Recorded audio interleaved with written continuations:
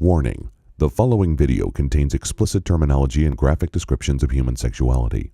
In other words, the next few moments are going to make you squirm, sweat, and look for the nearest exit. Consider yourself warned. The facts of life. Since the creation of man, the details of the facts of life have been passed on through a variety of ways. Not all of them eloquent or necessarily accurate. Let's stick to the simple facts of the matter. The male of the human species has a reproductive organ known as the penis, with accompanying testicles. Time and cultural mores have manifested various permutations of jargon, so we'll stick with the anatomically correct terminology. Without going into an elaborate discussion of plumbing, the testes produce millions of microscopic sperm cells, which, when released during sexual stimulation, literally swim in a milky white fluid called semen, secreted by the prostate gland. The little guys, each carrying one half of the necessary chromosome material to make a unique human being, are carried through a series of tubes which eventually exit the body via the erect male organ. That's called ejaculation. Hold that thought. The human female has a system of reproductive organs starting with the vagina, uterus, fallopian tubes, and ovaries. Working back through the system in reverse order, the ovaries, of which there are two, produce one egg, officially called an ovum, on a roughly 28-day cycle, alternating sides.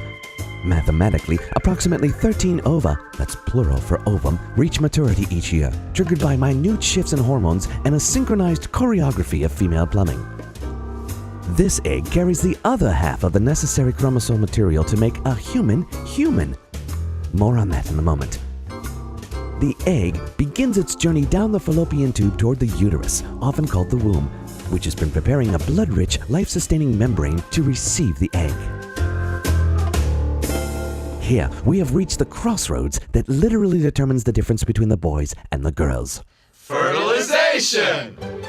Fertilization occurs when a single sperm cell, one out of millions, fuses with a single egg, allowing the mingling of chromosome material and the beginning of a new human life, also known as conception!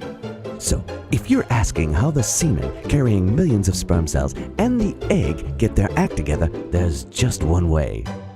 Enter the vagina. Hold on, this is where it gets a little explicit.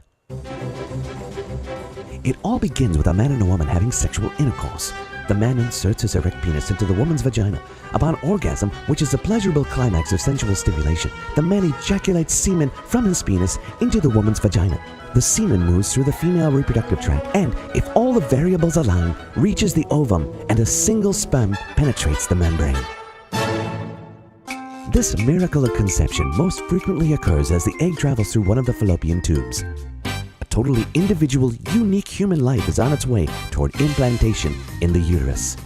Not every microscopic life successfully implants in the uterine lining, but those that do begin the 9-month period of pregnancy that eventually produces another baby boy or girl. Which brings up a subject that seems to attract the most male scrutiny: the breasts. Yes, breasts, in all their variety, shape, and size, provide a source of attraction for members of the opposite sex. Still, they are undeniably the most maligned part of the female body. The breasts, or mammaries, serve an extremely important function after a new baby is born. Through a process called lactation, the breasts provide a miraculously milky formula to feed the child, filled with nutrients, hydration, and immunity to illness, as well as nurture, warmth, and acceptance. Now, we've mentioned the body parts, discussed fluids and secretions, even given you a pretty direct explanation of which organ goes where. We've taken away the wink-wink, nudge-nudge factor so you can begin talking about it. That's right, you can talk about sex. You need to talk about sex. Fathers, sons, the rest of the job is yours. Go ahead, talk about things like sex is designed to be between a married couple. Sex is a big responsibility. Sex is a beautiful expression of love. Sex is something fathers and sons need to talk about. It's your move.